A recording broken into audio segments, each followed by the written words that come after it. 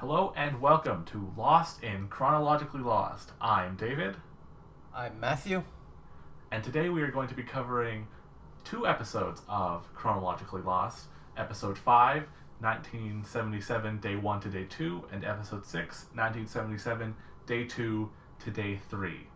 And due to covering two episodes, we're going to break this down more subplot by subplot than scene by scene. But before we start, Matthew, you had a couple things you wanted to say.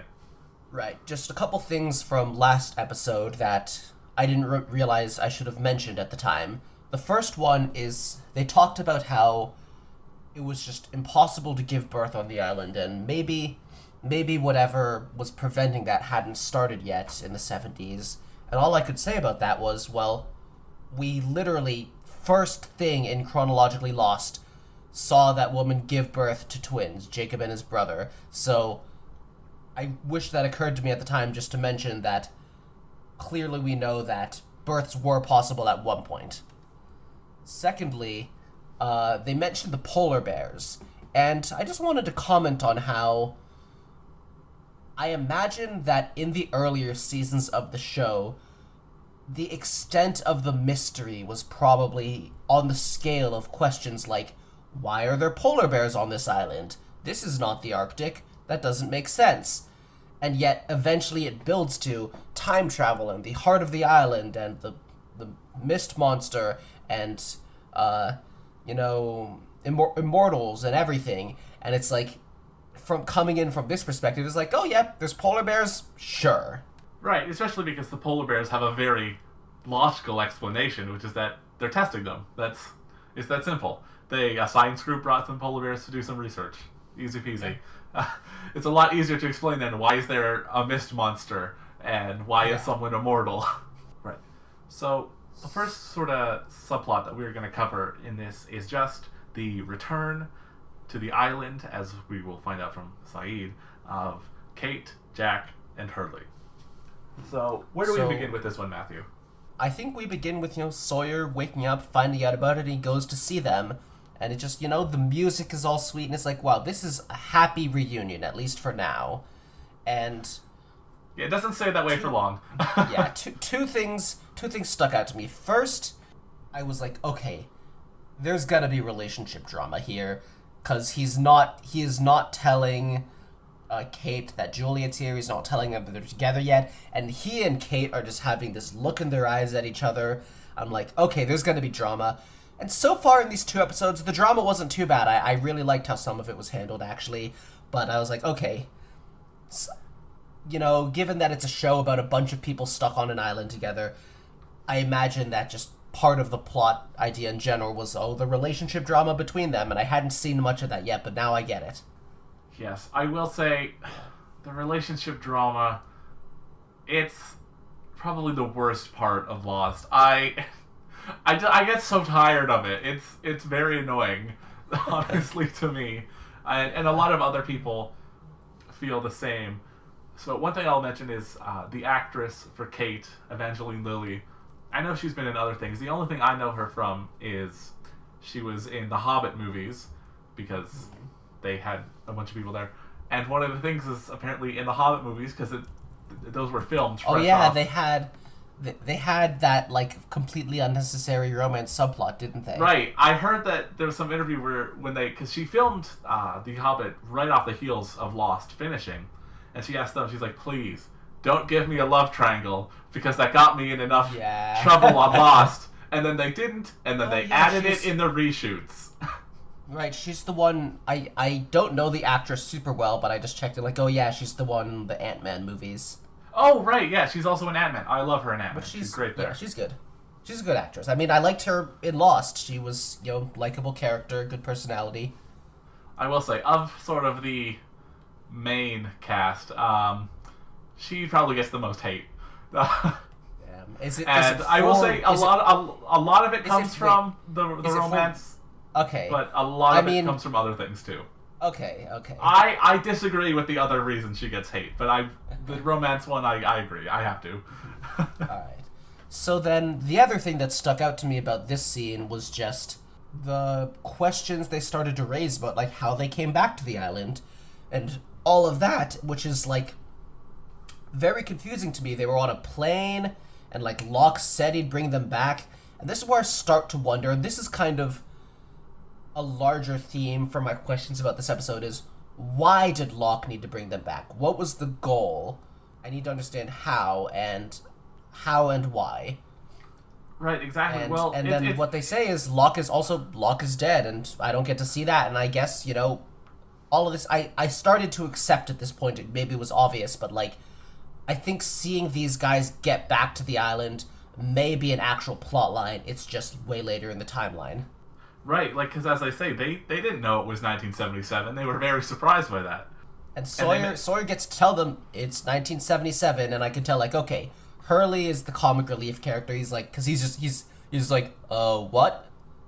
I will say, if Kate is the character in the main cast who gets the most hate, Hurley is the character in the main cast who gets the most love, and it's well deserved. He's just.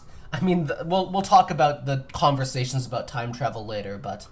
Right, they do make a mention here. I just want to say, they say, oh, how long has it been since the chopper? Yes. For you guys, and they both say it's been 3 years. You know, I guess should we talk about the chopper now, because later on in the episode it came up and I started to think I figured it out. Yeah, let's talk about it now. So let me check my notes later, or maybe it was in the next episode, but later on they talked about Sawyer jumping off the chopper. You know, he was worried what would happen if he didn't. And what I started to think is, I bet the chopper... Also, yeah, and they talked about Jack having actually found them a way to leave the island.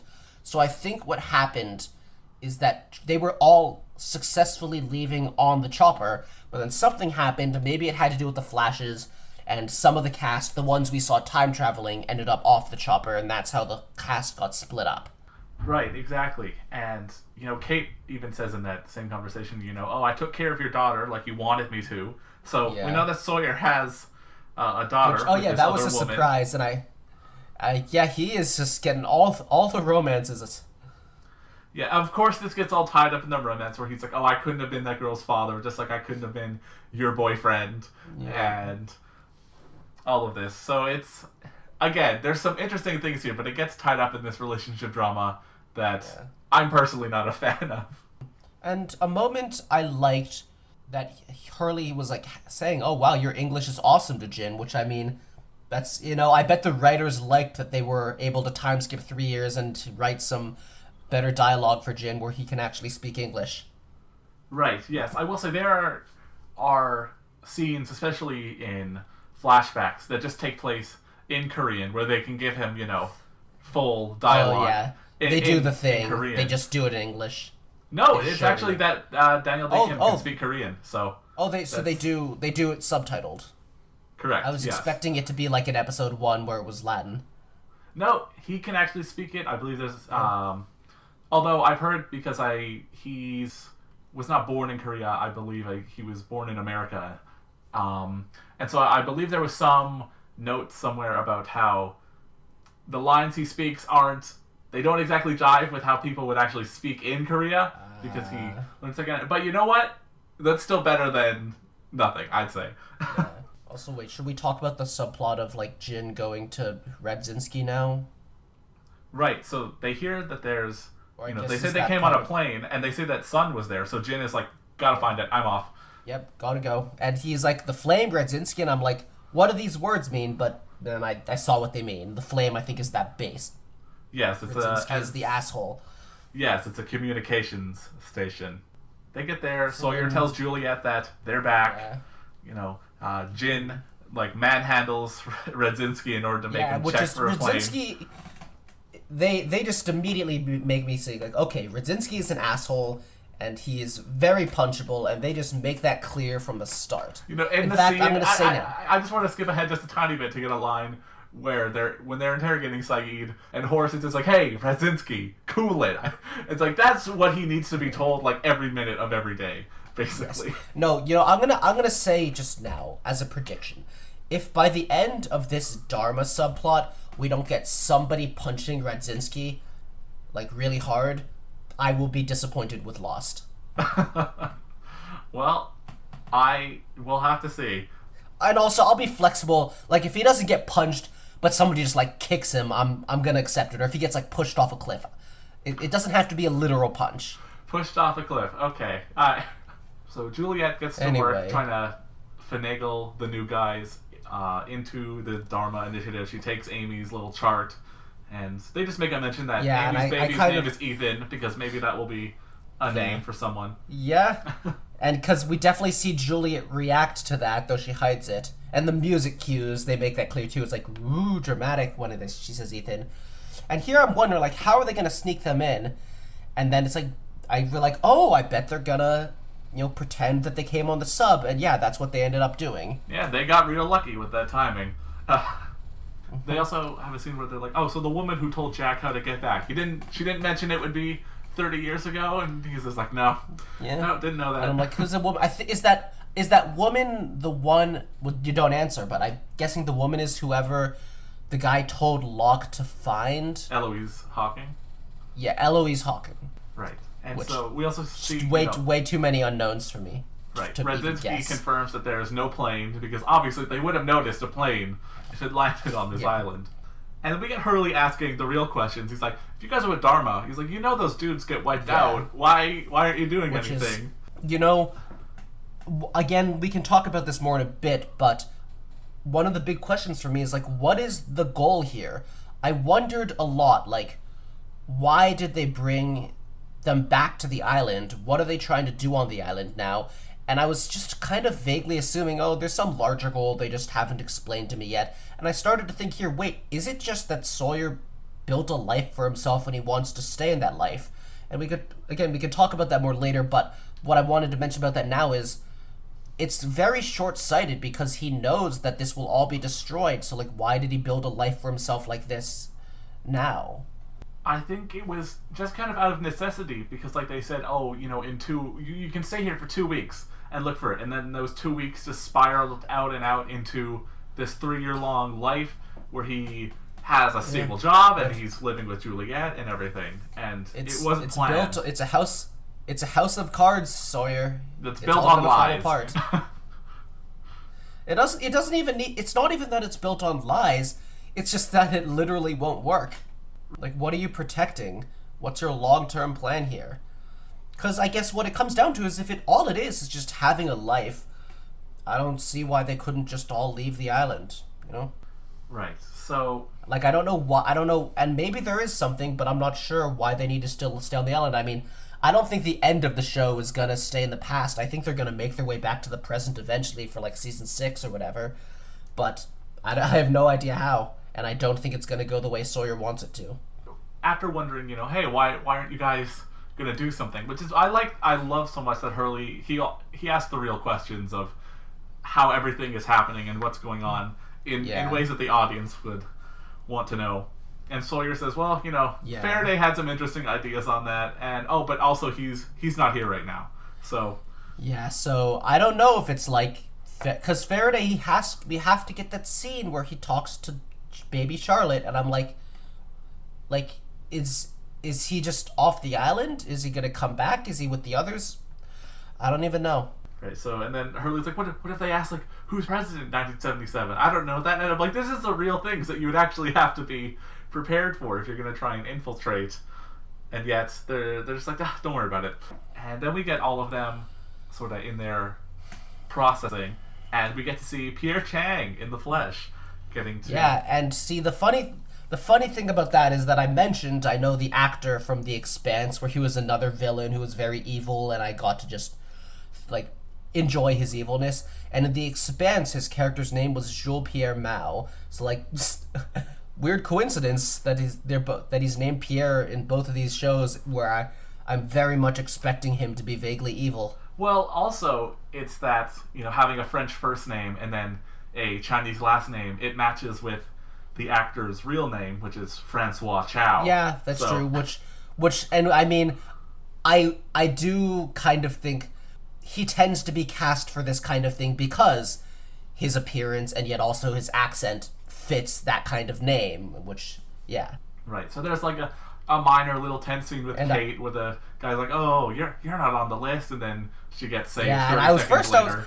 Yeah, at first I was like, "Oh, is this guy gonna try to flirt with her?" This guy, and no, but then Phil, I do think Phil is kind of consistently played up throughout these episodes as the suspicious one, like the one who might be onto them, might not be, the one who's noticing the little things, the one you got to be careful about. Yeah, well, he's suspicious, and yet Sawyer completely dismisses him as like, oh, he's a ding dong, like he, and Jack gets assigned as a workman, which, as we'll find out, later, Yeah. he's a doctor, so it's kind of funny that he's a janitor. Which, like, could they have just assigned him as a doctor? Maybe, like, if they knew a doctor was coming, that would have been, like Horace would have known if a doctor was coming. I don't know. Yeah, it would have been too much. I mean, they assigned Kate to the motor pool, and she has no idea how to work anything in there. Yeah. Hurley does a good job as a cook, though. He's living that life. Yeah. I do think it's like they have to write the fat character as being so food driven, like he's bringing people sandwiches later. It's all they like he's really likable, and yet they also they're playing into like the stereotypes for how you write characters for TV. You know what? I will say that there's going to be more to that, so I'd hold off on judging that for now. I think they actually did very well. Well, it's nothing about it is so extreme that I would judge the show for it. He's still a character with personality and, well, not much nuance yet, but like I haven't seen enough of him yet to see that yet. Right. They all take a group picture. Jack goes to go see Sawyer, but instead sees Juliet at the door. And it's like Juliet, and when he's knocking on the door, I'm like, oh, Juliet's gonna open it up, and I wonder if there was, because you told me that Sawyer and Juliet having a romance was kind of like, it wasn't set up before, it kind of just happened here this arc, and I wonder, like, was Juliet and Jack vaguely set up in the earlier seasons of the show? Is this going to be like especially a shock to him because of that? Well, he was shocked that they were living together. He said, he's like, oh, I must have the wrong house, and he's like, no, you don't. Yeah. They do hug, though, so clearly they have dramatic some closeness. Yeah. One thing I will say, again, this is kind of going back to my complaint about the set design from last episode, is that when he goes up, they have to zoom in that camera so close because clearly they're zooming into a set and they don't want you to see that the exterior is not the same. And they do this for all those things where they're close to the door or by the porch. It's so zoomed in, and I just hate it because I know exactly. It's just frustrating to see. It's a very the narrow shots. Yeah. But yeah. So Jack, they go and have a talk, and this is where more of that comes up that I was talking about, what is the goal here? They brought more of their friends back to the island, but why? Is it literally just to live here? Like, was it to reunite? Why couldn't they reunite outside the island? I mean, I guess they were stuck in time, but I don't know, it's like I was expecting an eventual reveal of what the purpose is, and then suddenly it was like, the reveal was like, wait, there isn't one, and I don't know if I was even supposed to expect one, but it's just like, oh yeah, welcome to the island, Jack, just, work as a janitor, and work as a janitor so we can, all live together happily. And Sawyer seems very set in this, Sawyer. So I talked last episode about how I was seeing the characters continuously enough that I was starting to get attached and enjoy them and, be invested in what would happen to them. And now we're kind of getting to the phase where that's still true, but we're seeing them as more flawed people, because I think in the 3 years that he spent here, Sawyer developed some flaws that he didn't really have before, where I think he is just really comfortable here. I mean, he just likes being a person of authority and power, and he's kind of like, we can just stay here, and he's not really considering how the others will feel about this just being their life, and we see that with Saeed too, where he's like, things are good for me, so why aren't you all happy for this situation? Right, I will say he gives some whole monologue about reading and how he's gonna be a good leader. And it's like, Jack, when Jack was calling the shots, he just reacted and people died. And I have to say, I have a lot to say about this. But it would be so spoilery. I'm going to bite my tongue for now, but just know I strongly disagree with everything he's saying. I was gonna bring that up too, but I was thinking, okay, I didn't even realize Jack would be the leader. like who was a leader in the past, the future, but then like, yeah, I'm talking like Hurley, but I didn't realize that was Jack's role, and it definitely seemed more like Sawyer was just expressing some resentment rather than that Jack actually had flaws, because I mean Sawyer is being the leader in the middle of in like this like safe compound where he has authority and all they have to do is keep secrets, which he could do an easy job of before these people before Jack and Hurley and Kate showed up. And like Jack was I'm assuming the leader when they were stuck on an island, no resources and trying to survive and not knowing what was out there trying to kill them. And it's like, I think whatever circumstances Jack was a leader in, it was, people didn't die because of his bad decisions. People died because it was a shitty situation. That's a very apt analysis you've gotten just from this one scene. Yeah, well, I mean, it just, because it doesn't feel like Jack is finally getting called out. The feel of the scene was just so, Sawyer, you kind of have issues you are projecting here. It's honestly so frustrating because the show has a point to make with Jack and his fatal flaws, and yeah, oh yeah, he's definitely flawed later in this episode. Right, but see, the way he's flawed in this episode is not how he is flawed earlier, earlier but later, and yeah, it's the way he was flawed earlier that Sawyer is complaining about. It just doesn't really jive with the complaints that Sawyer's making, I will say. And I mean, right now his new flaws, they seem like they're obviously something that developed because he's put in this new different situation, like him not wanting to save Ben later. I don't think that was like a flaw that would show up earlier in the story so much as like it's something that would only happen now.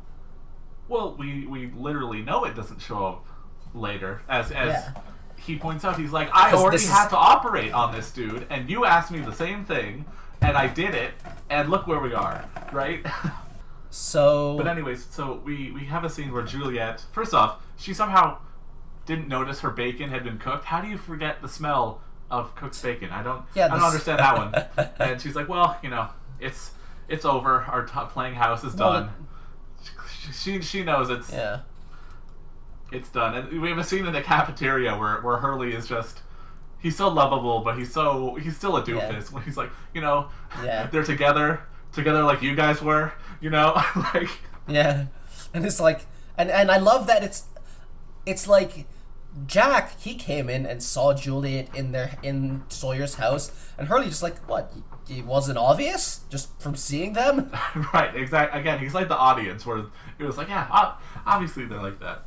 And we do get a nice scene of Kate in the motor pool with Juliet, and they're not, even though there's clearly some love triangle thing going on, they're not angry at each other. They're just trying to work together still. See, I liked this because, like, I liked the feeling that, like, they are not letting anything come between them. Like, Juliet says, like, I didn't tell you because I didn't want to come off like I was, like, telling you to back off. Like, and then, we see them working together with the Ben situation stuff. Like, it's like, whatever relationship drama there is, it's not between them.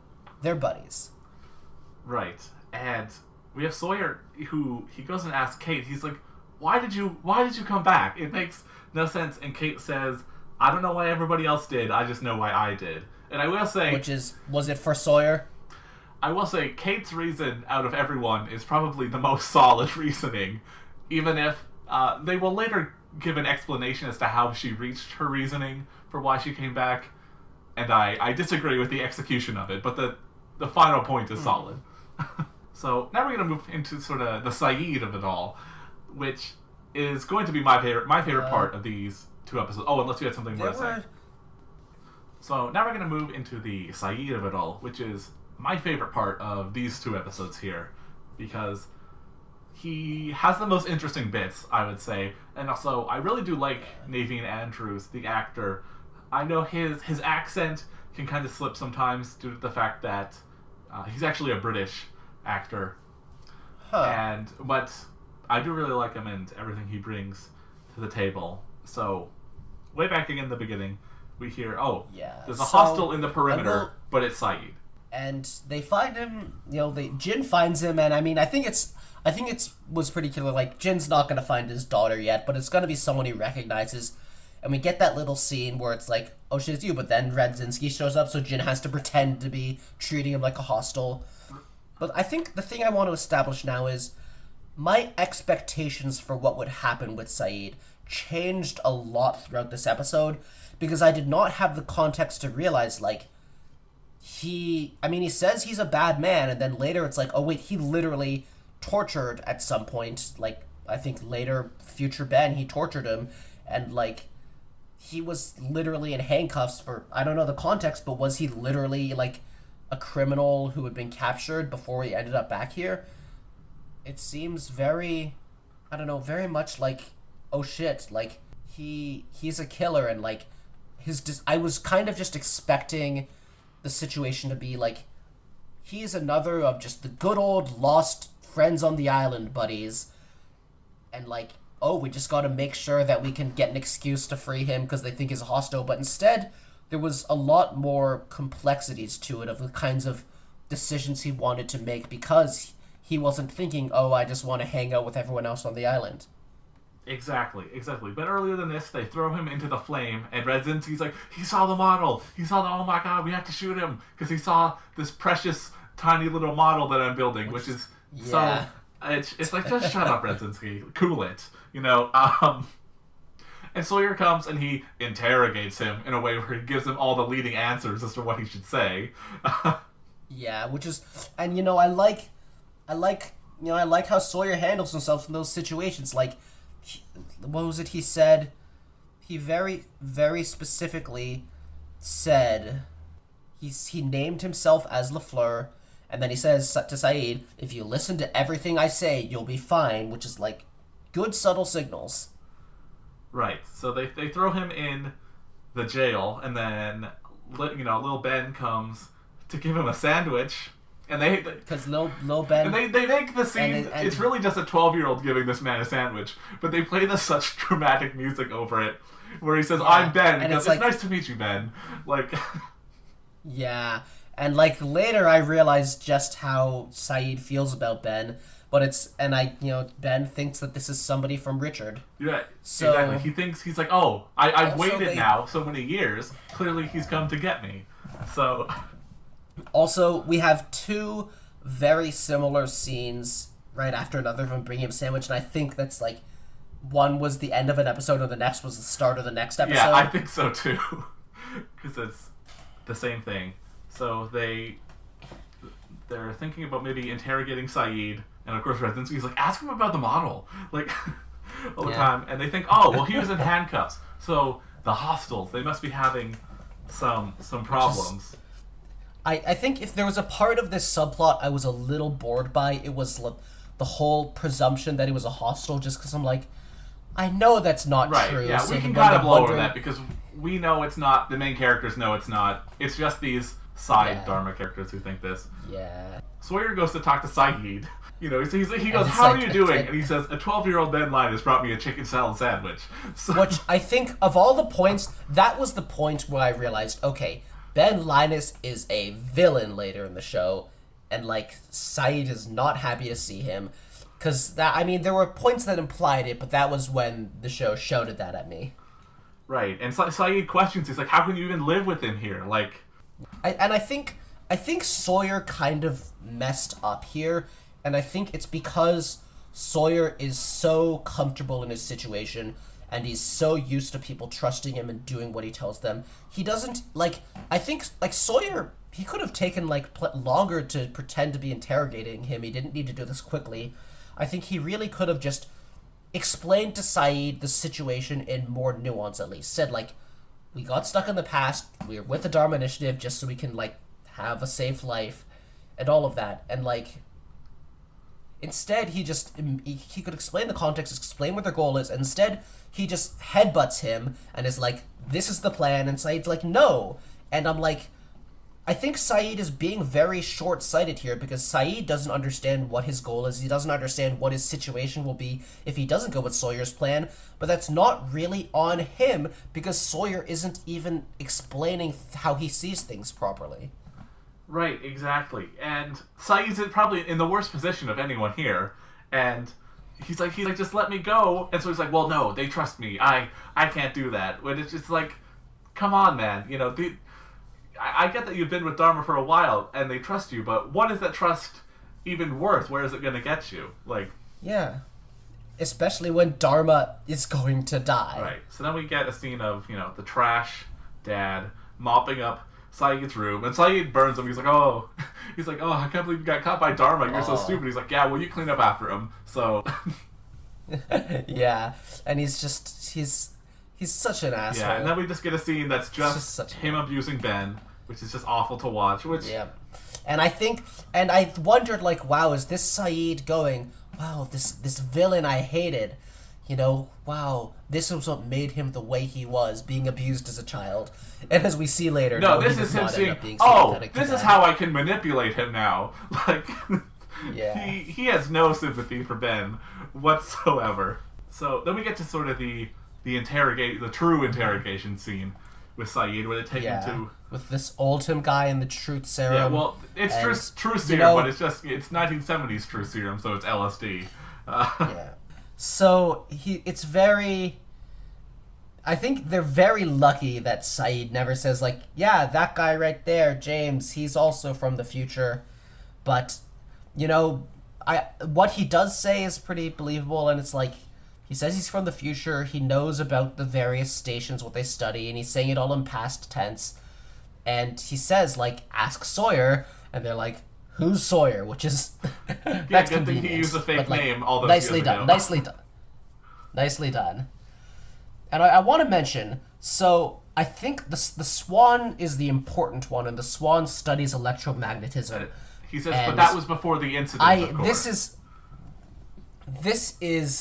This is me being nitpicky about things that don't matter, so don't consider this a big deal. But there's really not that much to study about electromagnetism. I'm not going to, like, I have studied physics, and I'm not going to say we understand everything about electromagnetism, because when we really get to those fundamental physics and really small stuff and interactions with the other fundamental forces, electromagnetism gets weird and we don't know it all. But any electromagnetism that is, like, on this scale of, like, you throw a knife and it goes flying in the air, curving because of the electromagnetism, there's not much to study. We know how that works, and I get that they're just doing, weird science stuff it's a show, and I'm being a little reductive here, but I'm just like, what is, like, this doesn't matter, but I'm like, come on, what is there to really study? I will say, it's not going to be realistic, but they use electromagnetism as a kind of a catch-all for, we're going to say it's science, but it's really magic, basically. Yeah. Like, it's more like magic is happening and a side effect. See, I can rationalize it that way. Magic is happening, and a side effect is that it creates electromagnetic fields around where it's happening, so that it's maybe like they're studying what's causing the electromagnetism rather than studying electromagnetism itself. Right. Okay, see, I apologize for all my nitpicking, because that's fine. So I think the most important question here that was asked, that I think would be the most informative for you, because obviously I'm seeing this, and people who would watch this in real time, they'd already know these answers. Where he says, how did you get here? And he says, I came on a plane, a Flight 316, and that's how I returned. And they're like, so you've been here before? And he says, first time, it was a different plane, Oceanic Flight 815, and I was here for 100 days, and then I left. So... Yeah. No, I mean, I gathered later in the episode it was probably the chopper, but, like, yeah, like, 100 days is the time frame before they find the chopper and some people leave. It's crazy. And so I just want to sort of give a little rundown of the stations that we know. So he says the Flame is communications, the Pearl is to observe other stations, the Swan studies electromagnetism, but that was before the incident, which they freak out about because they're like, we haven't even built it yet, so how does he know this? Yeah. Then he says, oh, I'm from the future, and you're all gonna die. And they go, okay, we gave him too much LSD, and then he starts laughing like a crazy person. He's like, you gave us exactly the right amount. Which is, I love that scene. It's, I actually went and rewatched it when I was finished watching these two episodes just because I like it so much.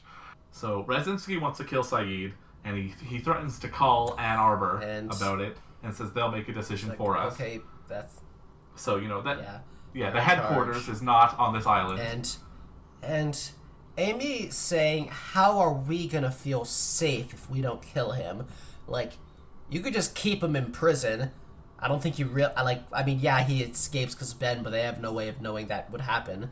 But you can just keep him in prison. There's room full of like 95% white people talking about how are they gonna feel safe because there's a brown man there. Feels vaguely racist. It's the 70s. I didn't consider that, but yeah, you're Okay, right. I guess that kind of racism would increase more in the 2000s for obvious reasons, but still. Right. So they all vote to kill him, but then Sawyer goes there and tells Saeed, "Hey, you're gonna break out." And then Saeed says, See, "No, when Sawyer, I'm when not gonna break out." And I think what Sawyer got out of this is Saeed wants to die. He feels purposeless. He thinks of himself as a bad man, a criminal. But I think Saeed I think knows Ben is gonna do something. Exactly. And I want to say here, because you were questioning why did they come back, and Saeed says, he's like, when I realized I was back on this island, I thought there was no purpose. But now I know why I'm here. So he did not have it seems like he did not have a reason to come back. He was a criminal. I mean, he was handcuffed. It was clearly not his will. But yeah, like, it's just... Because there's the personal reasons to come back to the island, where he lacked one, but then there's also just the general flow of the plot, and, like, why do people need to come back? What's the goal? What are they working towards? And, like, this is more of what I'm saying, like, what are they working towards? And Sawyer, if they had some goal, like, if Sawyer was like, we gotta stay on this island so that we could do this later in a few years, then he maybe could tell Saeed, hey, this is important. But Sawyer has nothing. He has no purpose, just his life there. And that's why he couldn't convince Saeed. Because, like, why would Saeed want to have a life Exactly. here? Well, because Sawyer's original reason for staying on the island was to wait for them to come back. But now that they've come back, he's like, well, now this is disrupting the life I have. So... But then I just wonder, like, what was the wait for them... Why did they need to wait for them to come back in the first place? Like, I mean, it goes all the way back to, like, Ben turning the wheel, and, like, what was that going to accomplish? I don't know. I am confused. Right. So, then there's a flaming bus that drives by, and Sawyer's like, 3 years, no flaming buses, you guys are back for 1 day, and now the plot has started again. So, Ben, he comes, he releases Saeed, and Saeed's like, yep, I'm here to take you away. And I just want to say, I was surprised that this episode ended here, because I know that the actual episode, it will end in about 2 more minutes, starting in episode 6, 1977, day 2 to day 3. So, where Saeed escapes with Ben, Jin finds them, and Saeed punches him out, and then, Saeed goes, you're right about me, I am a bad man. And he just shoots Ben right in the chest. Once he did it, I'm like, okay, this all makes sense. But before that, I just didn't quite understand the scale of how much he hated Ben and what kind of person he was. And I feel like I was probably supposed to know this, but because I didn't, it was a surprise. And, like, because I expected him, like, oh shit, is he gonna shoot Jin? Does he want to escape from this situation that badly? Like, no. He hates Ben so much that he thinks Ben dying is important. And I do think I like how we see how the timeline ends up all making sense, though there's some awkward parts of that. But, like, he just shoots him, man. I was not ready for that. Right, and that's where the actual episode ended, when you'd see this in real time. If he would shoot him, Ben would collapse, and Saeed cries a little bit, and then that's where it ends. Like, so I was surprised it ended like 2 minutes before that. So, however, Jin wakes up and he finds that Ben is still alive somehow, and they figure out it was an inside job because someone had to set the bus on fire and let Saeed out. Yeah. Also, we got this little scene between Kate I will say, and just Roger. at first I was like, in my notes, I just have this as Kate and Roger ew with like 5 W's because I hated this scene. Yes. No, I was like, oh my god, if like because Sawyer and Juliet is now the pairing, which means Kate has nobody. So I'm just like, oh my god, if they try to make Roger like Kate, like if that If they did that, I would personally fly to Los Angeles and slap the writers in the face. Like, just God. right. Then she just like, oh, Roger Linus, and you see on her face she realizes it.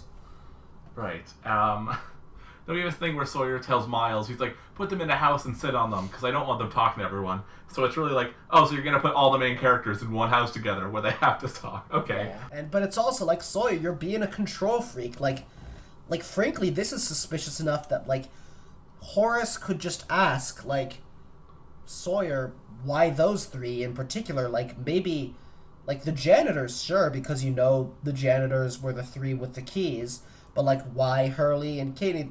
Like, Sawyer, I get that he doesn't want them to leak information, but he's also, like, being suspicious here. You could ask questions about why he would want those three to not talk. Right, so we get a little medic scene. They're doing surgery on Ben. They say the doctor is at the Looking Glass. And Juliet says, says she can't do it. She needs a real surgeon. Then we get a thing with everybody in the house. And they're like, oh, so you're telling us we're locked in here? And he's like, no, you're free to leave, but I'll shoot you in the leg. So... Yeah, so I would have expected Miles to be like saying, like, officially I'm keeping guard on you, but really I'm just want to make, as friends, stay here so that, no information about us gets leaked. But instead, he's, like, saying he's doing it as the security guard rule. Like, if you leave, I'll shoot you. And that's not the dynamic I expected. It feels like he's very much settled into his security guard job. Hurley says, all right. Oh, well, if Ben dies, then he won't grow up and bring them back to the island. So, sounds like Ben brought them back. Hurley, you have clearly seen Back to the Future. I think you should get this better. But anyway, with Ben bringing them back, I'm just kind of checked out at this point. It's just too many unknowns. I'm just going to have to wait and see this in like 40 episodes or whatever. Yeah, and so Miles says, no, whatever happened. Your crazy Iraqi buddy always shot Linus. That's what always happened. Yeah. He's like, well, what if you're wrong? And he's like, well, if I'm wrong, then we all stop existing and it doesn't matter. So yeah, it's just, and it's like, it was very funny to me that Hurley was having a hard time getting this, and they're going back and forth and like, is this comic relief or explaining it to the audience? I guess it's both. And Hurley's just asking the most. He's asking questions so ridiculous that I think he's trolling, because that is how I like to troll you sometimes. Where I'm like, the deliberately wrong logic to try and frustrate you. And but then he asks the one actually good question. Why doesn't Ben remember this in the future? Yeah, and which Miles goes like, I'm not sure. He asks the one actually good question, like, why doesn't Ben remember any of this? Which, yeah, and honestly, the way they do explain it, I think, is a little bit of a plot device. Right, exactly. And so then we get Juliet saying, Jack, you're a surgeon, you need to come help. And he refuses. And yeah, and, when he describes the situation in the future, like, Jack got locked in a cage by Ben because he needs surgery, and then she begs him to do it because Ben will murder Sawyer, and he's like, I'm just like, you know what? I can't even make, like, plot predictions based off of that. That's literally just like okay, I guess I'm gonna see that happen at some point. Right, and, Jack says, I spent so much time trying to fix things, but maybe the island just wants to fix things itself. Which it's a very interesting way to look at the island, as sort of an entity here. Like, all this questioning the nature of fate. Are you meant to act, or are you meant to not act to let things play out? And my personal worldview is that it's a silly question, and ultimately just do what you think you should do without thinking about fate. But I get why he's questioning that when you just time traveled and stuff. Right. That way of thinking, it kind of reminds me a thing I heard once of, one day if scientists say, oh, we've zoomed in far enough into the fabric of the universe, and we've seen that it's all just little tiny gears turning, and there's no free will, and everything just happens the way it happens. And then the next day, they say, oh, actually, we zoomed in even more, and those gears are themselves made of fairy dust that's magic, so there is free will. It would be like, my life doesn't change on either of those days. Like, yeah, no, it's... I think free will doesn't exist, but in a way that doesn't matter, because I don't think there's any point where there are two decisions and we just pick between those two decisions randomly. We make our decisions based off of our past experiences and how those past experiences shaped our personality and desires and fears and everything. And, like, in the moment, it feels like you're deciding, and you do decide based off of who you are. Just who you are is defined by your past, and, like, the decision you make is always the one you would have made, but it's still you deciding. It's just that you aren't random. And I think a bunch of quantum randomness at the lowest level of the universe doesn't change that. It doesn't affect it at all. Right. So yeah, I would say honestly, in my belief that there is free will, but then I reached the same conclusion that it doesn't really matter because things are just gonna. Well, yeah, it's like, I mean, I think the way I'm describing it, you could call it free will or you could not. It's not a... Like, free will is not really the right term to describe how reality works, I think. Right. So Kate says a thing where she's like, I don't like the new you. I like the old you. And Jack says, no, you didn't like the old me, Kate. Which, it's an interesting thing. So Kate goes to go give blood, and she mentions that, Very nice of her. that Jack and Kate, they were engaged off island. So, that's... There's a lot I don't know. That's another thing. And so we get another gross scene between Kate and Roger. Yeah. And so back to Hurley with the time travel questions, and it's basically just Miles explaining objective time versus subjective time. Saying that, well, Ben can't die because this is his past, but all of us can die because this is our present. Come on, Hurley. You have made the Back to the Future reference. You have seen Back to the Future. It's not that complicated. Right, and he says, when Ben turned the wheel, time stopped being a straight line for us. And it's just like, it's like, shoot me, and it's like, oh, if I shoot you now, you die in 1977, and it's like... Yeah, he's like, and you won't come to the island on the freighter. He's like, I already came to the island on the freighter, so I can die. This is why I think Hurley is trolling. That is how I troll you. It is very funny, and if Hurley is trolling, then he's not. I definitely can tell you enjoying he's Miles' not trolling. reactions. Okay, but when you think about it, does trolling need to be intentional? Because him getting the reactions out of Miles is the same either way. Right. I will say another thing that he mentions is that, Ben can't die here because he's going to become the leader of the others. So Yeah, and so I was thinking about it and I gathered, okay, Ben becomes the leader of the others he stays on the island. He's not one of the people who leaves the island and then comes back. He stays on the island. And I think Locke, on the other hand, is probably who replaces Ben as leader of the others. Interesting. Because I think Locke is somebody who comes on the island, and then just during main plot drama, he gains their trust, replaces Ben, because that's how I can make sense of the timeline, knowing that Locke also becomes their leader. And I think by leader, it means, like, the person under Richard in the way that I think it seems like Charles is now, as we see later. Right, exactly. Richard is kind of in a weird spot where the leader can kind of make most decisions unless something comes from Jacob, in which case Richard can overrule. But I also feel like that's kind of what Richard lets happen. Right, exactly. It's non-interference to an extent. Yeah.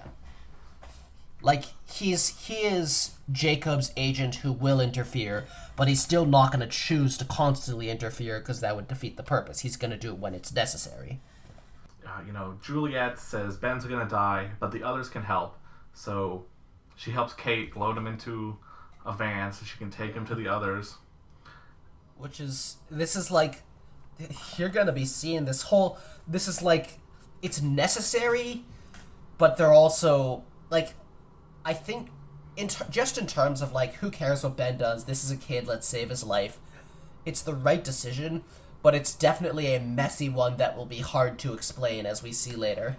Right. So, Sawyer meets up with Kate at the fence, and Sawyer says he's going to help her, but he's not going to do it for her or because it's the right thing. He's going to do it because it's for Juliet. So, and then we get a scene of Jack and Juliet at the thing where she walks in on him coming out of the shower for some reason. And I mean, then it shows him having a towel around his waist, and I'm not, like... I got the feeling that when she first walked in, he did not have a towel around his waist. I don't know. Yeah, that's... Clearly she is unfazed. Right. And so she says, she's like, why did you come back? Because this is so stupid. And he says, oh, I came back because I wanted to save you. And when he says you, he means you in a collective matter, not just Juliet. Yeah. Which is just... And that's what makes me think more like, what's the purpose? Like, they're staying on the island to wait for Jack and them, but then Jack and them are only coming to save them, and I wonder... I feel like it is okay to have this lack of purpose. I just wonder if at the end of this arc it will resolve into them getting a purpose. Right, and then... It seems like nobody really has a larger goal. Yeah, well, Juliet says, no, you didn't come back to save us. You came back for you. And then he says, I came back because I was supposed to. And she's like, supposed to do what? He's like, I don't know yet. But I just know I'm supposed to be here. I mean, the sense, the feeling that they're supposed to be there, that works, but it has to lead to something. Right. So, there's more to the 77 arc. So, then, we get the whole scene that we've already talked about where they're discussing the chopper and the love triangle nonsense. And then the others catch Sawyer and Kate. And they...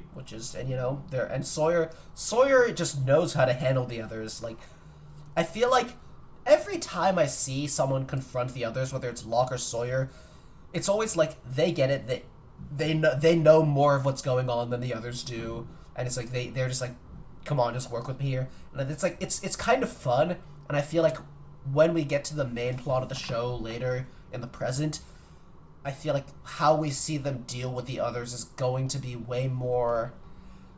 Like, they are not going to be in the power. They are going to be... The others are going to be really in control of the situations and the conversations. Right. So, Richard says that he can save Ben, but he won't be the same again because he'll forget, and his innocence will be gone because he'll always be one of us. And I will say to anyone listening, I just want to say, I know there is an alternate and possibly more accurate explanation of what Richard is saying here, and I am willfully choosing to ignore it because I don't like it. So, if anyone is going to snipe at me for that, don't, because I know what it is and I just don't like it. So, we're moving on. Okay. Right, and Jacob forgetting, okay, that's a plot device to resolve the timeline, because I was definitely wondering for a while, is future Ben supposed to remember them? Maybe that's why he hates them? I don't know. And anyway, then Charles shows up, and it's like, and I didn't remember it until he said his full name, but like, this is the Charles Widmore that like Locke was like that. So then I guess Charles Widmore is someone we'll see more of in the present of the show, probably a lot older. And right, yeah, because we've seen him now in the 50s and in the 70s, and they make a point with his name. And, he says, Widmore is saying, oh, you should have let Ben die. And Richard says, what, the island chooses who the island chooses. Widmore goes to talk to Ben, and it's like, the island saved your life. And, then we get, Sawyer just being like, hey, cover up the tapes. Let's cover up this whole incident so that we can pretend it never happened. Of course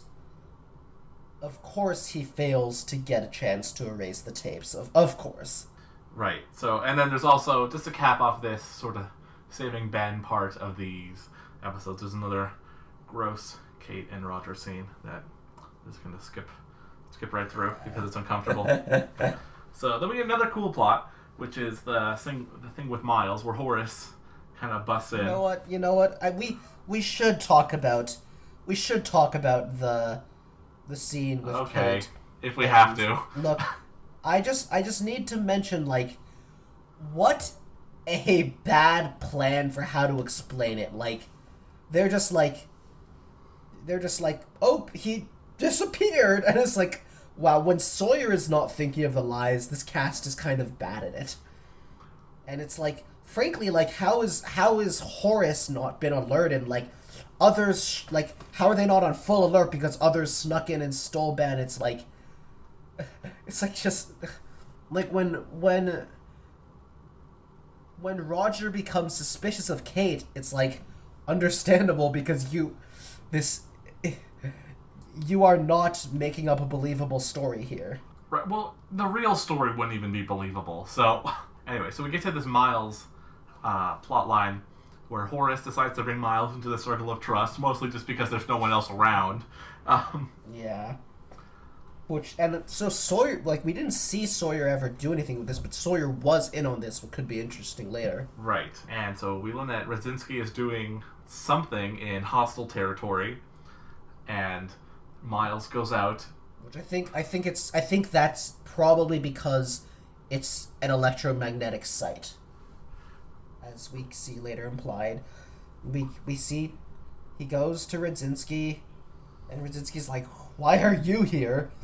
And they give him the body, who looks like he was shot, and I really expected it to just actually be that he was shot, but it was not. No, it was not. So, Miles, he talks, to the dead body, and then he's supposed to deliver it to the Orchid, but he ends up carpooling with Hurley, just due to reasons, and Hurley's like, we can carpool, Hurley, and we can prevent global warming. Too hard to, he just couldn't convince Hurley, just could not convince Hurley to not come with him. And he's like, whatever. Yeah, especially because Hurley manages his way into that band just using purely good intentions. Miles couldn't really get around. And it's like, and just impossible to say no to him on that because he's not going to accept it.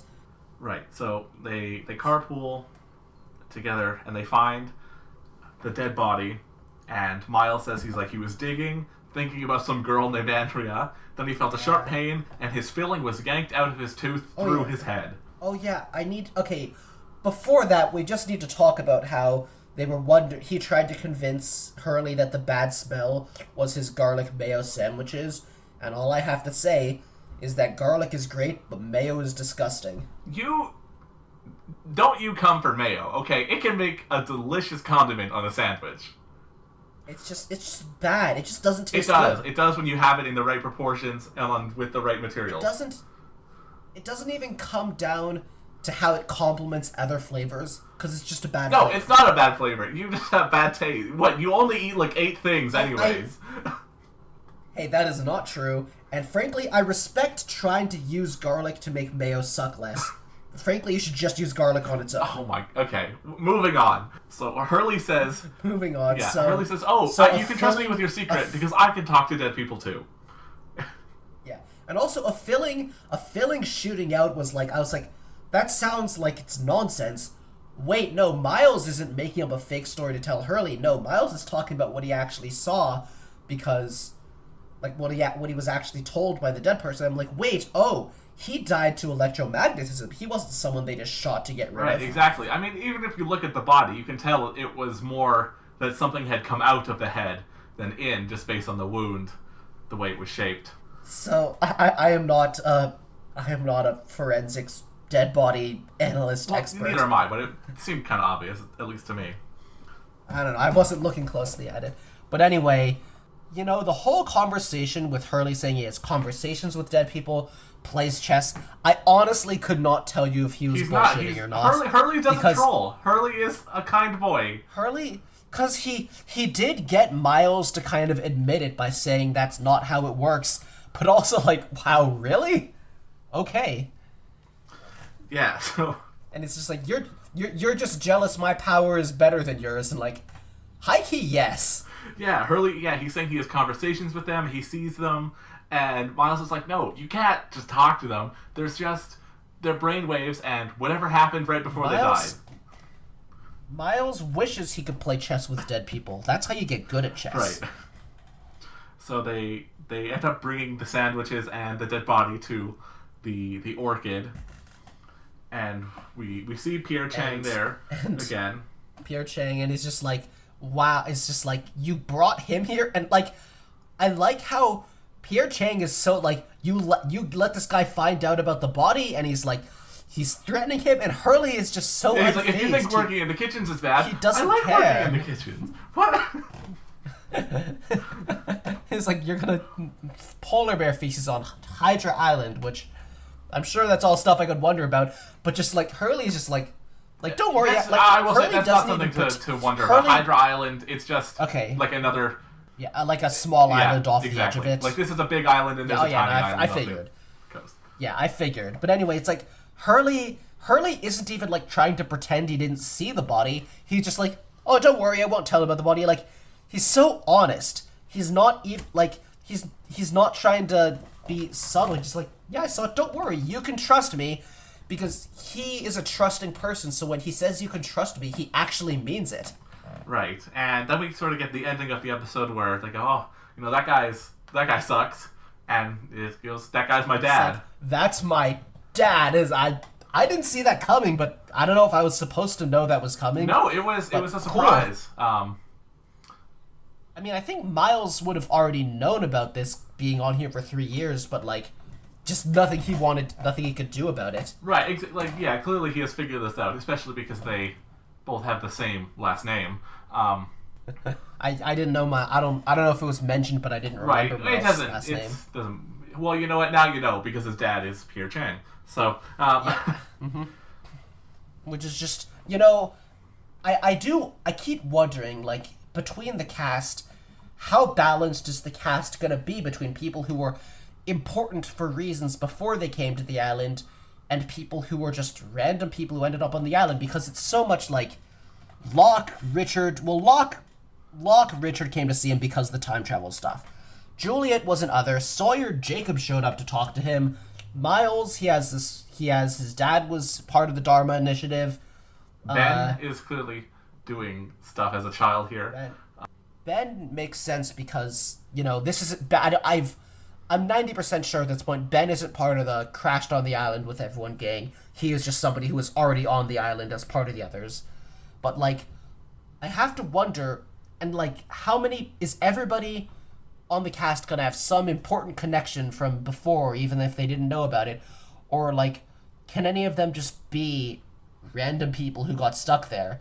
And I don't know, some of them, I don't know anything yet, but maybe once I see the backstories, there will turn out to be something. I will say, I think that Lost really handles its main cast, I will say. It juggles them fairly well, and I will say the reason for this is, obviously you aren't really seeing it in these episodes, but for most of seasons 1 through 3, and even some of 4, it's kind of like an anthology series in the beginning, where each episode would be focused on a different person.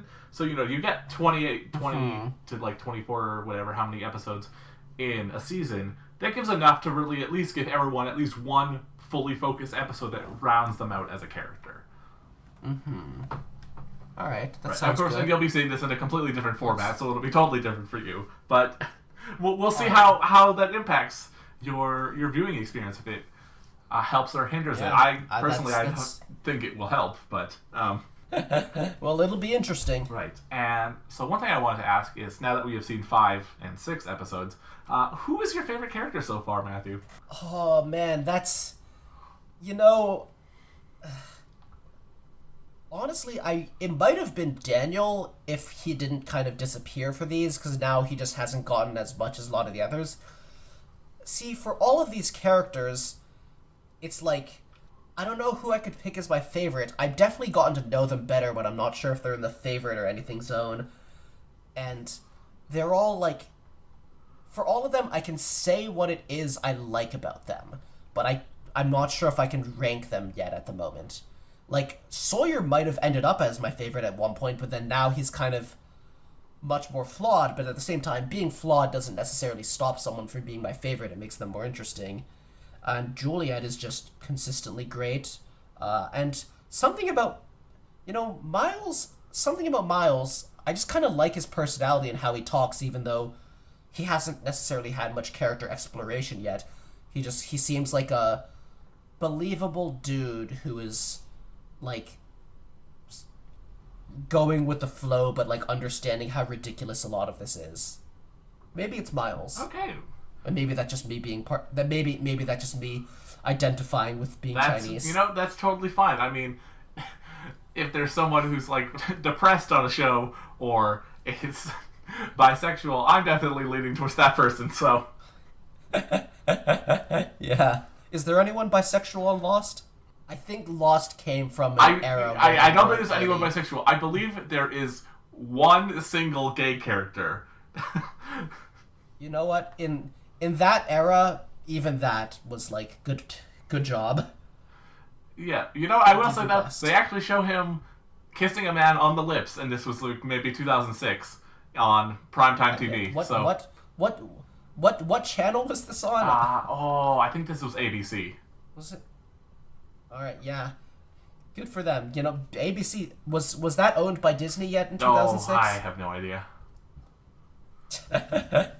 Now I want to see. Yeah, no, it surprised me because I was like, oh, I didn't think there were gay people on Lost. I was like, yeah, Disney bought ABC in the 90s. Wow, they let that happen. Well, you know what? Disney pandering to China hadn't happened yet in 2006. Right, and I really don't think this would pander to China, given it has, I will say, 2 prominent Korean characters. I don't think Lost is the kind of show that they would be trying to also make big in China. No, Lost was the show they were really trying to make big in America, and it worked. Which yeah, because, you know, something... So anyways, next right, time we will be covering, I believe we'll be covering 2 episodes, again, simply because it will be the end of the 1977 arc, so this will be episode 7, 1977, day 3 to day 4, and 1977, day 4. We're at the point where an episode can cover one day. Yeah, and you know, it's... All I can say is, like, it's all gonna go down, I bet. We're gonna see how the Dharma Initiative was killed. We're gonna see, you know, secrets come out. I wonder if, like, Horace will find out that Sawyer and everyone are from the future. And, you know, I don't think our main cast is gonna, like, end their lives in this era. They're gonna get back somehow, so I have to wonder how. Maybe they'll do something with the wheel again and just to time travel again. I don't know, because is the time travel really over? I'm guessing it couldn't be, because they're not gonna end up stuck here, but I'll have to see. Right. Lots of exciting things will happen in the next episodes, as anybody who has seen this will know. So I hope you join us next time for episode 6 of Lost in Chronologically Lost.